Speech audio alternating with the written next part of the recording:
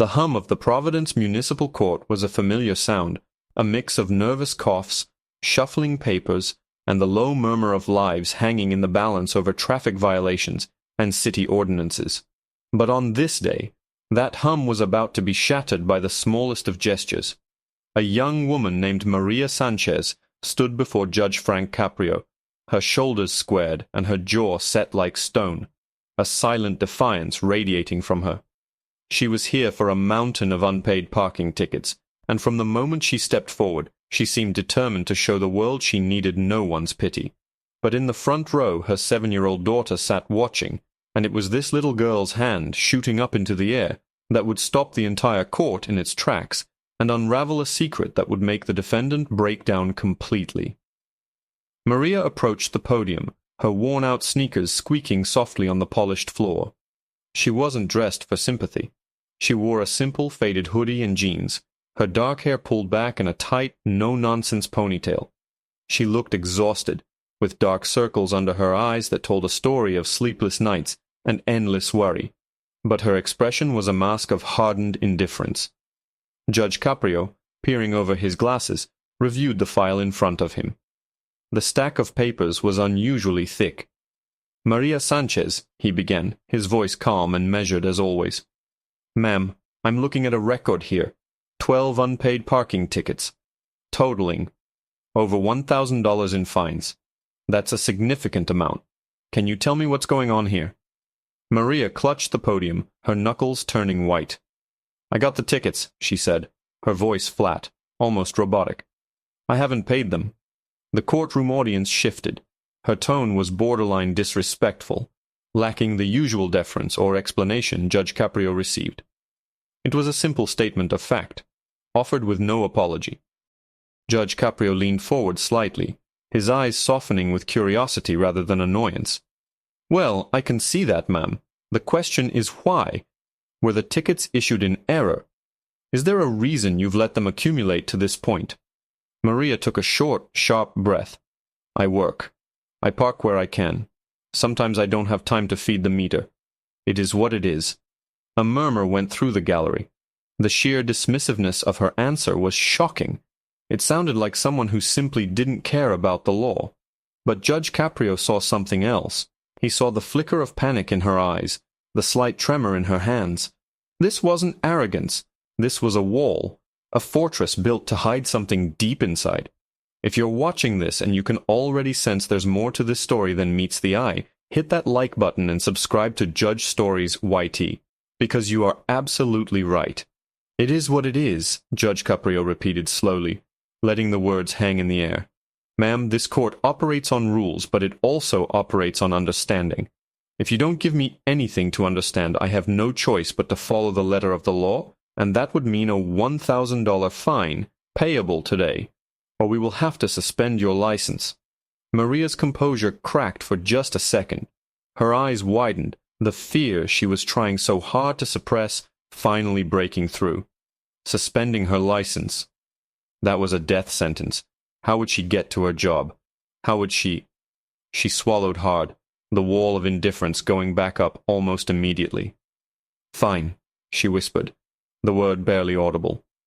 Judge Caprio sighed, clearly disappointed. He hated seeing people box themselves into a corner. He was about to make his ruling, his pen hovering over the document, when he noticed a small movement in the front row. It was the little girl he'd seen walk in with Maria. She was sitting perfectly still, a worn teddy bear clutched in her lap, but her small arm was stretched high in the air, her tiny hand reaching for the ceiling. The bailiff noticed it too and took a step forward, ready to gently quiet the child. But Judge Caprio held up a hand, stopping him. He stopped everything. The pen was put down. The file was closed. All the noise, the shuffling, the coughing, it all ceased. Every single person in that courtroom, from the clerks to the defendants waiting their turn, turned to look at the 7-year-old girl with her hand raised so earnestly. Judge Caprio leaned into his microphone, his voice now incredibly gentle. "Yes, young lady," he said, a kind smile gracing his lips. "Do you have something you'd like to say?" The little girl, whose name was Lily, stood up on the bench to be seen. She looked at her mother, who was now staring at her, a look of pure terror on her face. "Don't, Lily," Maria mouthed silently, shaking her head. But Lily turned back to the judge, her big brown eyes filled with a seriousness that did not belong on a child's face. With the entire courtroom holding its breath, the little girl looked directly at Judge Frank Caprio, her voice small but clear, and asked the one question that would shatter her mother's defenses and change everything. The question hung in the cavernous silence of the courtroom, a simple, innocent query that landed with the force of a physical blow. "Your Honor, are you going to punish my mommy for visiting my brother in the hospital?" Maria Sanchez crumbled. The stone-faced defiance, the hardened mask, the fortress she had so carefully constructed, it all disintegrated in an instant. A gut-wrenching sob escaped her lips, and she collapsed against the podium, her head falling into her hands as she began to weep uncontrollably. The sound was raw and painful, the sound of a person who had been holding back an ocean of grief and had just seen the dam break. The entire courtroom was stunned into a deeper silence, every eye now fixed on the sobbing mother and the small, brave girl who had just exposed her secret heart. Judge Caprio's expression transformed. The last vestige of judicial sternness melted away, replaced by a look of profound empathy and concern. He looked at Lily, who was now watching her mother with wide, worried eyes. "Come here, sweetheart," he said softly, beckoning her forward. Lily hesitated, then walked slowly towards the bench. The bailiff gently guided her to stand beside her mother. "Lily," Judge Caprio said, his voice a comforting murmur, "thank you for being so brave. No one is going to punish your mommy for visiting your brother. I promise you that." He then turned his attention to Maria, who was still shaking with sobs. "Mrs. Sanchez, ma'am, look at me." It took a moment, but Maria slowly lifted her head. Her face was streaked with tears, her eyes red and puffy. The tough exterior was gone, leaving behind a woman who looked fragile, exhausted, and utterly defeated. "Your daughter just told me something very important," Judge Caprio continued gently. "You have a son in the hospital?" Maria could only nod, a fresh wave of tears choking her. "Tell me about him," the judge urged. "What's his name? What's happening? Let us know in the comments where you're watching from, because the struggle of a mother trying to hold it all together is a story that knows no borders. And subscribe to Judge Stories YT to see how Judge Caprio handles this heartbreaking confession. "His name is Mateo," Maria whispered, her voice cracking. "He's 9. He was in an accident a few months ago. A bad one. He's been at Hasbro Children's Hospital ever since. He has so many surgeries." She struggled to get the words out between sobs. "I work a cleaning job overnight, and I take Lily to school in the morning. And then, every single second I have, I go to him. I just sit with him. Sometimes he's awake, sometimes he's not, but I need him to know I'm there." The courtroom was completely captivated. The story behind the tickets was now pouring out, a torrent of pain and impossible choices. "The hospital parking garage, it's $15 a day," she explained, wiping her eyes with the back of her hand. I just can't afford that, not with the medical bills. So I try to find parking on the street. I run in, I tell myself I'll just be an hour, that I'll come back out and move the car or feed the meter. But then the doctor comes in with news. Or Mateo wakes up and he's scared, and he asks me to read to him. And I can't leave him. How can I leave him? So I forget about the meter. I forget about everything but my son. By the time I come out, hours later, there's a ticket on my windshield. Another one. And another one." She looked up at Judge Caprio, her eyes pleading. "I know I should have paid them. I know it's the law. But every dollar I have goes to rent, or food, or the copay for his medicine. I was trying to be strong. I didn't want anyone's pity. I didn't want my daughter to see me fall apart. I'm so sorry." Judge Caprio listened to every word, his gaze never leaving her face. He nodded slowly, his expression one of deep compassion. The entire room could feel a wave of relief begin to form. Surely he would see the truth of her situation. Surely he would show mercy. He picked up the stack of tickets, holding them in his hand, as if weighing the physical burden she'd been carrying. "Mrs. Sanchez," he said, his voice resonating with kindness, What you have been enduring is more than any parent should have to bear. Your devotion to your children is clear to everyone in this room." He paused, and a sense of hope filled the air. Maria looked up, a glimmer of light in her tired eyes. He was going to help her. He began to leaf through the file, his brow suddenly furrowing. He stopped on one particular page, his kind expression tightening into one of serious concern. The atmosphere in the court shifted instantly from sympathy to sharp suspense. "However," Judge Caprio said, his tone changing, becoming graver, "this file contains more than just parking violations." He held up a single sheet of paper, separate from the tickets. "Ma'am, a summons was issued for you to appear in this court 2 months ago to address the first 5 of these tickets. You never appeared." Maria's face went pale. I don't remember getting that. I might have, with everything going on." Judge Caprio looked from the paper to her, his face unreadable. "Mrs. Sanchez," he said, and the courtroom leaned in. "Because you failed to appear, the situation has escalated. I'm not just looking at fines anymore. According to this document, there is now a bench warrant out for your arrest." The words, "bench warrant," echoed through the courtroom like a death knell. A collective gasp rippled through the gallery. Maria Sanchez froze, her face draining of all color. Her eyes darted from Judge Caprio to her daughter Lily, who was now clutching her arm, sensing the sudden shift from sorrow to stark terror. An arrest? Now? In front of her child? It was a nightmare scenario she could have never imagined. The bailiff, who had been standing by sympathetically, now straightened his posture, his hand instinctively moving closer to his hip. The law was the law, and a warrant was a direct order. "No," Maria whispered, shaking her head in disbelief. "Please, no. I can't be arrested. Who will take care of Lily? Who will be with Mateo tonight? He's having a procedure in the morning. He'll be so scared if I'm not there when he wakes up. Please, Your Honor." Her plea was desperate, the raw fear of a mother trapped in an impossible situation. The hope that had blossomed in the room just moments before was now cruelly extinguished, replaced by a cold, procedural dread. Judge Caprio looked at the warrant in his hand, then at the terrified mother and child before him. The weight of his duty seemed to press down on him. This is the moment that separates Judge Caprio from everyone else. If you believe compassion should have a place in the justice system, hit that subscribe button for Judge Stories YT right now. "Mrs. Sanchez," Judge Caprio said, his voice firm but not unkind, "a failure to appear in court is a serious offense. It is considered a sign of disrespect to the judicial system. When a citizen is summoned, they are expected to respond. Ignoring that summons complicates everything." He let the gravity of the situation sink in. Maria's shoulders slumped in utter defeat.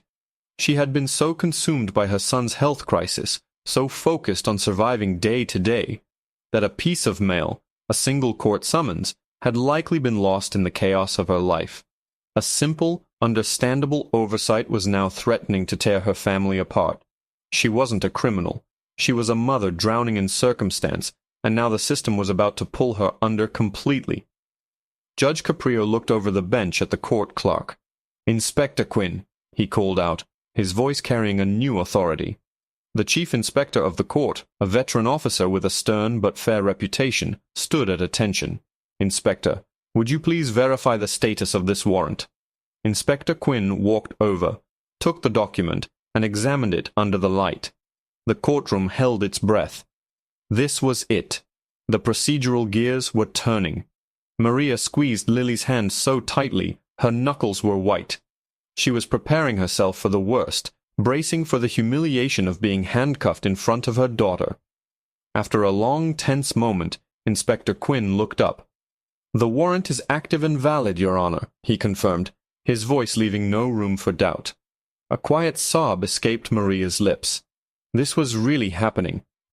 Judge Caprio nodded slowly, his face a mask of solemnity.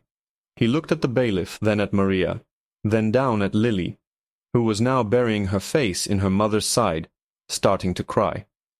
The judge closed his eyes for a brief moment, as if contemplating the immense power he held in his hands, the power to follow the letter of the law, or the power to look beyond it. He opened his eyes and looked directly at Maria. "Ma'am, Under normal circumstances, a valid bench warrant for failure to appear would leave me with no choice. The process would have to be followed. You would be taken into custody." He paused, letting the terrifying finality of that statement hang in the air. Maria squeezed her eyes shut, waiting for the inevitable command. "However," Judge Caprio continued, and a flicker of hope ignited in the tense silence, "these are not normal circumstances."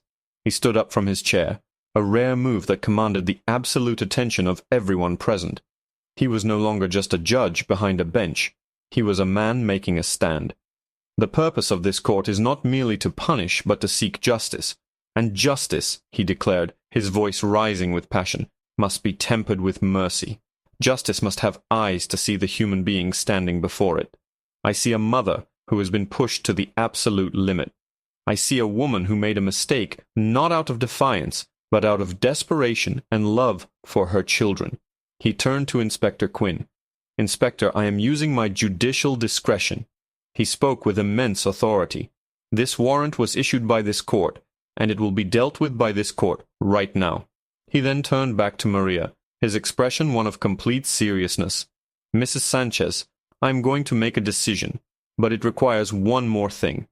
I see the hospital records and the details about your son's condition in your file, but there is one person in this room who has seen your struggle every single day. The person you are trying to protect from all this." He looked down at Lily. "I need to ask your daughter one more question." All eyes in the courtroom swiveled from the towering figure of Judge Caprio back to the small 7-year-old girl. Lily, who had been hiding her face, peeked out from behind her mother's arm. She was the center of a storm she couldn't possibly understand, yet she had been its unlikely catalyst. Maria looked down at her daughter, a mixture of fear and confusion on her face. What else could the judge possibly need to know? What could a child say that would sway the hand of justice now? Judge Caprio knelt down slightly behind the bench, trying to bring himself closer to Lily's eye level. He softened his voice, stripping it of all judicial authority, speaking now as a grandfather would. "Lily," he began, his tone gentle and reassuring, "you have been so brave today, and you love your mommy very much, don't you?" Lily nodded shyly, her grip on her mother's hand unwavering. "Yes, sir. I have a very important question for you, and I need you to be very honest with me. Can you do that?" Again she nodded, her big brown eyes fixed on him. The entire courtroom seemed to lean in, straining to hear. The fate of a family, the resolution of a warrant, the dismissal of over $1,000 in fines, it all seemed to rest on the answer of a second grader. "Lily," Judge Caprio said, his voice imbued with a quiet seriousness, "your mommy has been going through a very hard time. She's been worried about your brother, Mateo, and trying to take care of you, and trying to work. That's a lot for one person to handle. Sometimes when grown-ups have too much to worry about, they get sad or angry. Sometimes they cry. I need you to tell me, have you ever seen your mommy give up?" The question was unexpected. It wasn't about the tickets, or the hospital, or the law. It was a question about character, about resilience. It was a question aimed directly at the heart of Maria's struggle. Maria's breath caught in her throat. She had tried so hard to shield her daughter from her darkest moments, to present a brave face against an unforgiving world. But children see everything. What had Lily seen? Had she seen the moments of utter despair, the nights her mother cried silently in the kitchen after a devastating report from the doctors? Subscribe to Judge Stories YT if you believe in the power of a child's honesty to reveal the truth. This is a moment you won't want to forget. Lily looked from the judge to her mother. She saw the tears still glistening on her mom's cheeks, the exhaustion etched into her face. She thought for a long moment, a serious expression on her young face. The silence stretched, thick with anticipation. "Sometimes," Lily said, her voice small but clear, "Mommy cries in the car after we leave the hospital. She tells me they're happy tears because Mateo is strong, but they don't look happy." Maria's heart broke a little more, hearing her daughter's perception of her hidden pain. "And sometimes," Lily continued, "she falls asleep on the couch with her work clothes still on because she's too tired to go to bed. And she doesn't eat dinner sometimes. She gives me her part and says she's not hungry." A wave of profound sympathy washed over the courtroom. These weren't the actions of someone who disrespected the law. They were the desperate sacrifices of a mother holding her family together with fraying threads of sheer willpower. "But," Lily said, and her voice suddenly grew stronger, filled with a certainty that was startling. She looked directly at Judge Caprio, her chin held high. "She never, ever gives up. Every morning she tells me and Mateo that we are a team, and the Sanchez team never quits. She helps me with my homework, even when her eyes are closing. And she reads 2 stories to Mateo every single night, even if she has to do it over the phone when his nurse holds it up for him. My mommy is the strongest person in the whole world. She never gives up." The simple, powerful testimony of the child hung in the air, more impactful than any legal argument could ever be. It was a portrait of relentless, gut-wrenching, everyday heroism. Maria was openly weeping now, but these were different tears. Tears of pride, of love, of being truly seen for the first time through her daughter's eyes. Judge Caprio remained silent for a moment, visibly moved. A tear welled in his own eye, and he quickly wiped it away. He looked at the warrant in his hand, then at the mountain of tickets on his desk. He looked at Maria, who stood stripped of all her defenses, revealed not as a scofflaw, but as a warrior. He had his answer. "Thank you, Lily," he said, his voice thick with emotion. "That was the most important testimony I have heard all day." He stood to his full height, his decision made. "Mrs. Sanchez," he announced, his voice ringing with conviction, "your daughter is right. You are not someone who gives up, and this court will not give up on you." He took the bench warrant, the document that carried the threat of arrest and separation, and with a decisive motion he ripped it in half, then in half again. The sound of the tearing paper was the sweetest sound Maria had ever heard. The courtroom erupted in spontaneous, relieved applause. But Judge Caprio held up a hand for silence. He wasn't finished.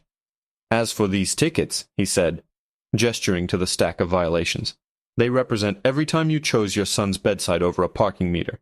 In the eyes of this court, you were not breaking the law. You were following a higher one, the law of a mother's love."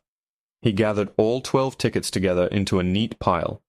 "However, the city of Providence is still owed over $1,000. The fines exist for a reason. And I can't simply make them disappear with a wave of my hand." The air grew tense once more. He had voided the warrant, but the crushing debt remained. What was he going to do? "So," Judge Caprio continued, a thoughtful look on his face as he stared at the pile of papers, "we're going to have to find a creative solution. I have an idea, but it's going to involve the help of everyone in this courtroom." Judge Caprio's statement sent a jolt of surprise through the entire courtroom. The help of everyone in this courtroom? The gallery, which had just been a sea of anonymous faces, now felt directly implicated. People shifted in their seats, exchanging confused, curious glances. What could they possibly do? Maria Sanchez looked around, bewildered, her tear-streaked face reflecting a mix of hope and apprehension. Lily watched the judge with wide-eyed wonder, as if he were a magician about to perform his greatest trick. The judge leaned into his microphone, his voice resonating with a unique blend of authority and invitation. "I have heard a story today not of criminality, but of character," he began, his eyes sweeping across the room. "I have heard about a mother who works all night, cares for 2 children, and spends every spare moment at the bedside of her sick son. The city says this woman owes a debt, but I say, this is the kind of citizen that the city should be indebted. This is the kind of parent that holds our community together." He paused, letting his words sink in. "The law demands that these fines be paid. But justice," he said, his voice lowering with emphasis, "demands that we find a way to help. I'm going to dismiss every single one of these tickets, on one condition." He looked directly at Maria.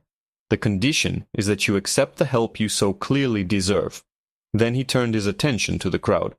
"I am establishing, right now, the Mateo Fund. It's not an official charity. It's not a legal entity. It's just a basket. A basket I'm asking the bailiff to pass around this room." He gestured to the bailiff, who, looking momentarily stunned, quickly found a small, woven basket used for collecting documents. "I can't order anyone to do anything," Judge Caprio announced, "but I can ask. I'm asking anyone here who was moved by this story, anyone who has ever faced an impossible choice, anyone who understands what this mother is going through, to contribute what you can. $1, $5, whatever you have. Let's not just wipe her slate clean. Let's give her a fresh start. Let's pay not only her fines, but give her enough to cover that hospital parking for the next few months, so she never has to choose between her son and a parking ticket again." What happened next was one of the most incredible moments ever witnessed in Providence Municipal Court. There was no hesitation. As the bailiff started down the first aisle, wallets and purses opened across the room. A man in a construction uniform folded a $20 bill and dropped it in. A young college student, there for her own speeding ticket, put in her last 10. An elderly woman reached in and dropped a handful of coins. Lawyers waiting for their own cases. Court clerks, other defendants, person after person contributed. The sound was a soft rustle of cash, a quiet clinking of change, but it felt like a roar of communal compassion. If you're watching this and you feel that swell of hope in your chest, please hit that like button and share this story. The world needs more moments like this. Subscribe to Judge Stories YT for more proof that kindness is still alive and well. Maria Sanchez watched, her hand covering her mouth in utter disbelief, as the basket made its way through the rows. Tears streamed down her face, but for the first time that day, they were tears of overwhelming gratitude. She was not alone. Her silent, solitary struggle had been brought into the light, and instead of judgment, she was being met with an outpouring of grace from complete strangers. Lily stood beside her, a look of pure awe on her face as she witnessed the community rallying around her family. When the bailiff brought the basket back to the bench, it was overflowing with bills and coins. Judge Caprio didn't count it publicly. He simply looked inside, and a warm, satisfied smile spread across his face. He called Inspector Quinn over, who helped transfer the contents into a large envelope. "Inspector," Judge Caprio said quietly, "please escort Mrs. Sanchez and her daughter to the clerk's office. Use the funds in this envelope to pay her fines in full. Give her a receipt showing a zero balance, and give her whatever is left over.